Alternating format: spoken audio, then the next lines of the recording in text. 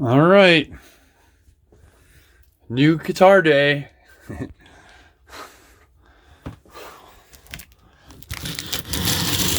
So I'm pretty sure this is an Ibanez S1XXV guitar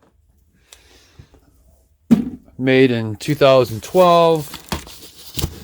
Fluorescent green.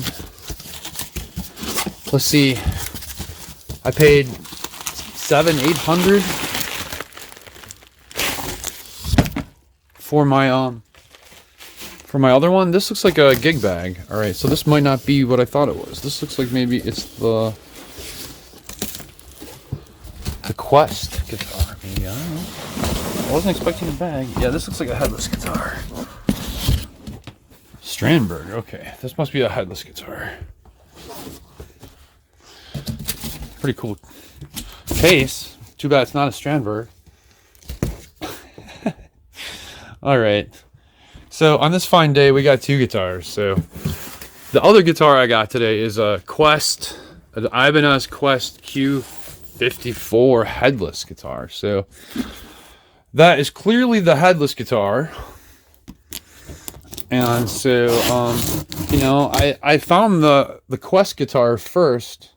I was super jazzed to find it. It had some weird specs, some upgraded pickups. They had moved the volume knob a little bit. So that guitar is a bit of a mystery. Now this guitar is this is actually the Ibanez S. I gotta put this camera down for a second. I gotta get this tape right here. Oh, all right. Okay, so this is the whammy bar. Oh, we got a whammy bar. Thank you, Guitar Center. I take back everything I said about you never having whammy bars in your guitars. All right, so I found the Q54 guitar first, but then I was inclined to keep shopping, and then I saw this Ibanez, and it was such a deal. I paid $700-800 for my other one. I have exactly the same guitar already, but this one was only $450 plus shipping and tax. So it said good condition. Who knows what that means? So we're gonna take a look at it and see what the verdict is. For the first time, for the last time. How's it look? Yeah, look at that. It looks really good. Sweet. Oh, there's a little thing there. Well, if that's it, well, small crack on the bottom. This must have fallen. So yeah, that's why it was cheaper. So we'll have to think about whether that's a deal breaker or not. I don't think so. It's pretty unnoticeable. The rest of it looks pretty good. The trem looks good.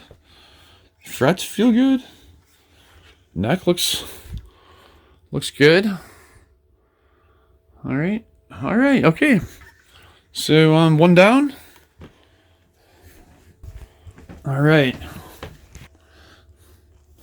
Moment of truth. Okay, let's first check to see if there's some extra pickups. Maybe the original pickups are in here. Oh, that'd be cool. What did you say? What do you say? No, they're not in there. All right. Woohoo! There's a guitar in there. Why did they do this with the stripes? Thanks for snapping this thing so I could open it. Well, I kind of do like the Strandberg gig bags. All right. What's the verdict?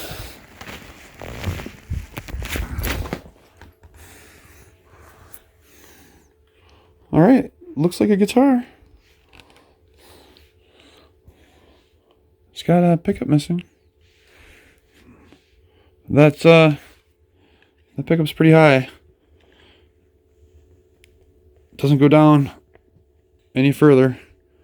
Alright, I might need to route that down a little, because those pickups are really super duper close to the strings.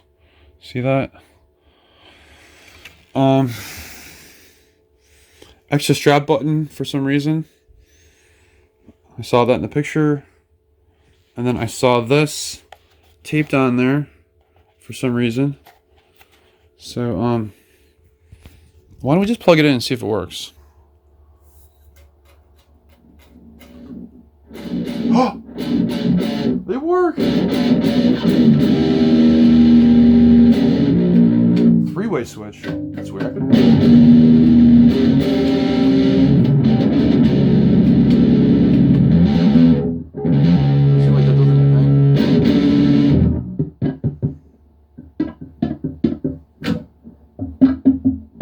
Okay, so the selector switch doesn't do anything. The pickups are just on.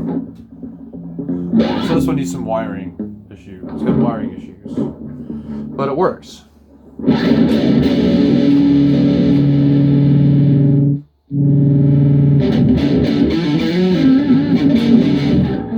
strings are shot. Oh my god, this thing needs strings badly. Alright, well, okay. Cool. Huh.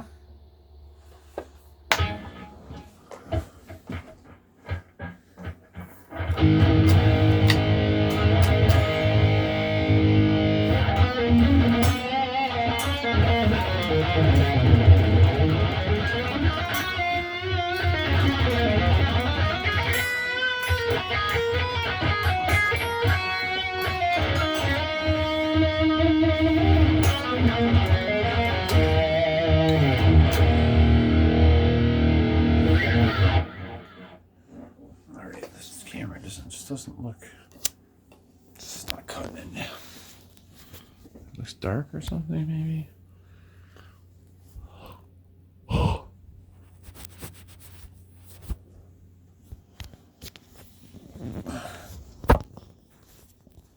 gotta point that down a little bit.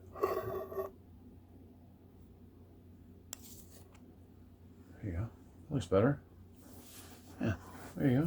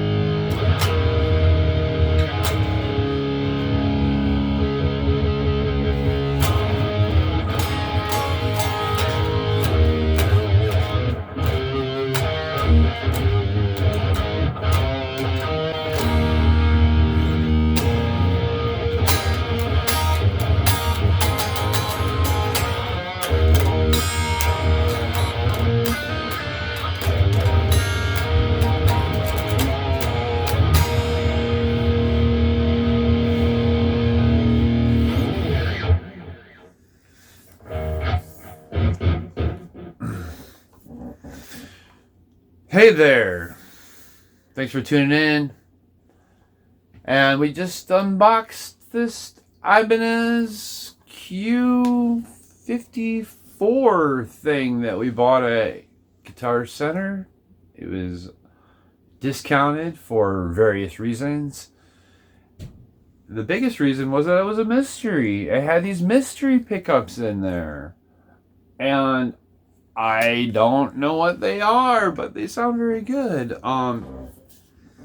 Seymour Duncan dime bag Darrell pickups, maybe something. I probably should have researched this first. But whoever had this upgraded the pickups, and they failed to put a metal pickup in there, probably because they didn't like them. But there's some Seymour Duncan rail thing up in the top there. In the photograph at Guitar Center, the back plate was taped on there, and I was wondering about that. I was assuming there probably might not be electronics in this thing too. As it turned out, there is electronics, and obviously it works because you were just hearing the guitar play, but there's some kind of short or something in it. The switch that they put in here, it's a 3-way switch. Normally this is a 5-way guitar. And obviously there's a hole right there where the switch was. Actually, the knob was there, and then the switch was in the middle. So there's a giant gaping hole there. So hence the discount. It does work though, and there isn't a scratch on it. So I got very lucky. It's perfectly acceptable as like something I can upgrade the electronics, get the pickup. A little tiny scratch in the back there, but not much to look at here. It's pretty flipping clean. So good job. What do I think of the guitar? Well, to be honest with you, it feels kind of ceramic-y. Is that a word? I have a Solar guitar that feels kind of the same, and it isn't something I like to touch. Like, it's kind of like chalkboard, like to feel, but it sounds great. And so if you can get past this material, whatever it's made of, I'm sure I should have looked up that as well.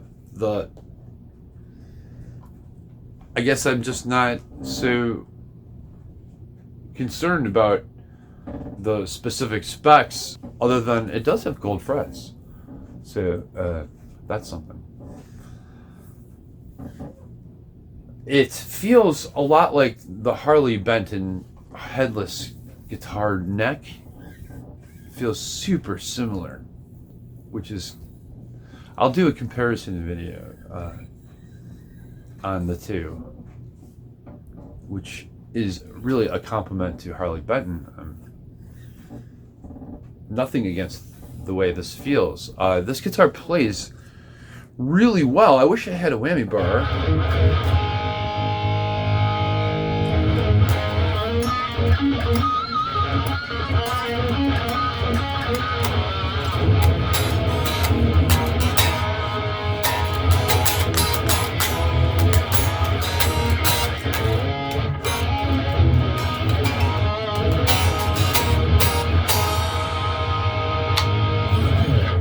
It does clean sounds pretty well. Okay,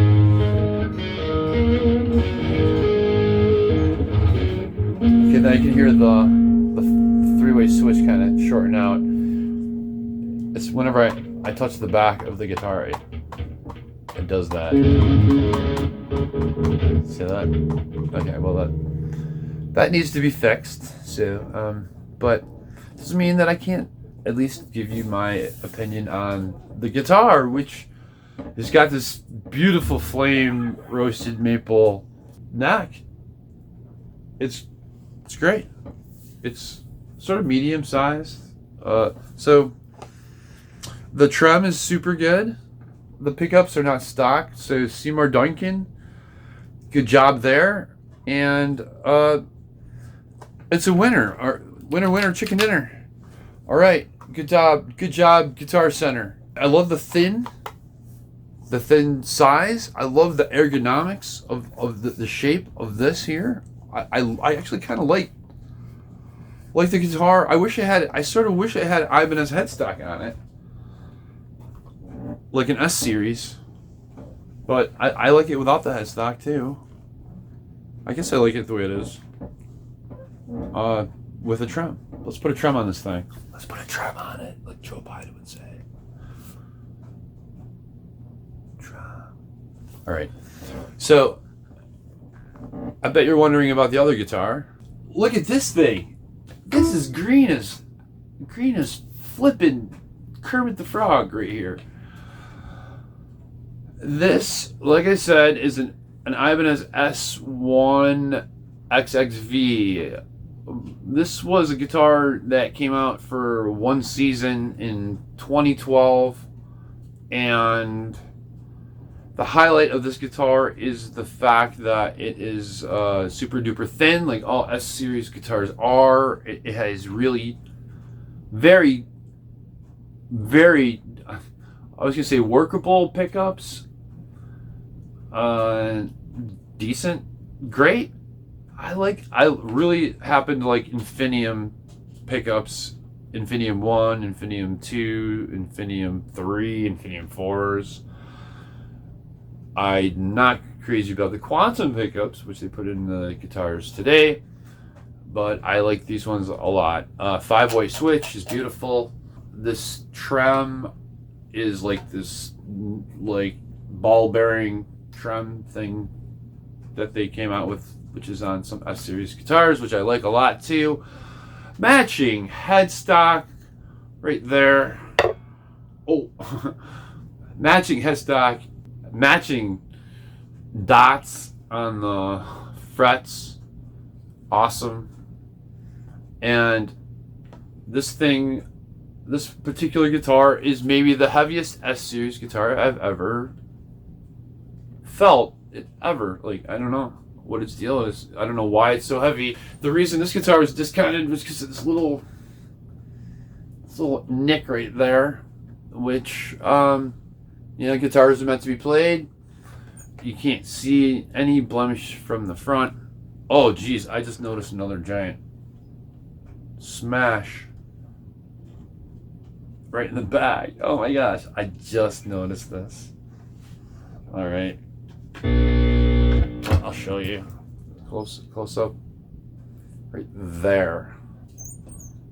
This guitar looks like it was dropped from a hanger. It's smashed on the ground, but you can't see that from the front either.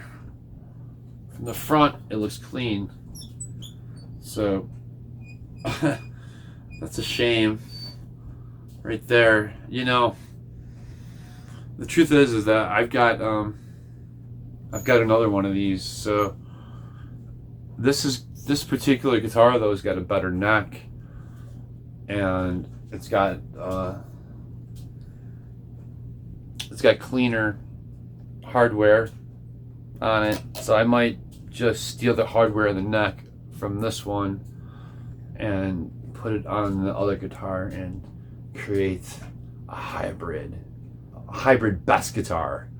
And then I'll have another one that's not as good that I'll sell, maybe, or play and store the other one. This is so confusing. All first world problems, right? All right, so let's try. I'll play this guy a little bit here and give you an idea what this thing sounds like. The beautiful thing about these are like the second position and the 4. I like the clean single coil sort of sounds you get out of these guitars.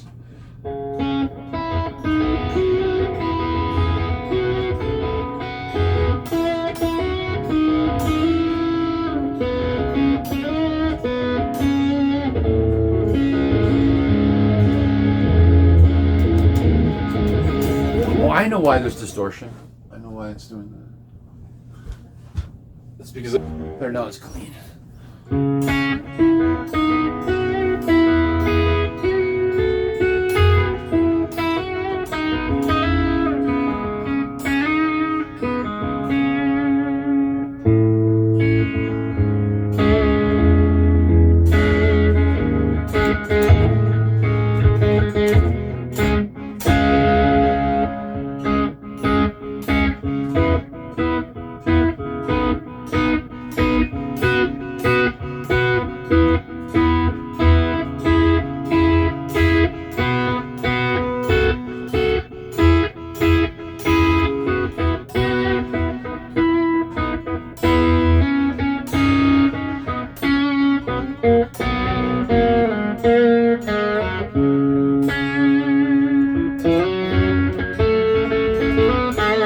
Sounds good.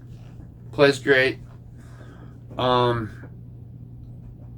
Just, I mean, that's a lot of damage for a guitar, but these things go for $700, $800, $900, and I wish I would have noticed this before, but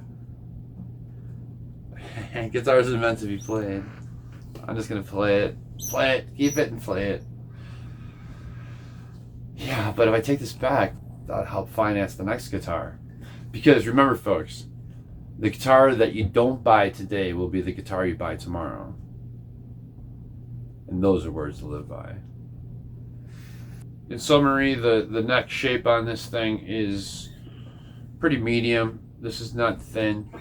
It actually feels pretty similar to the other one there.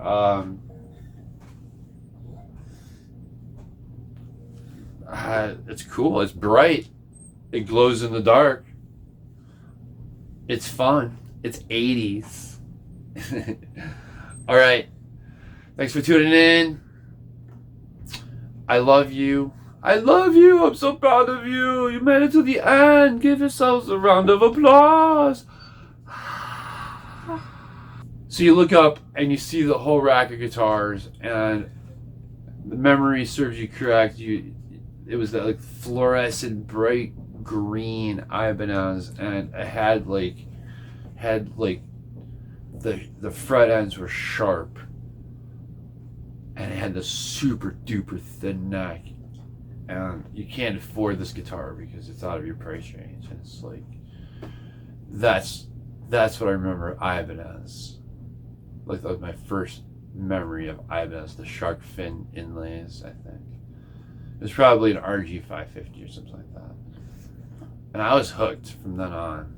The shape of the headstock and the humbuckers and the pickup configuration and the trim. Okay, the double locking trim. So cool.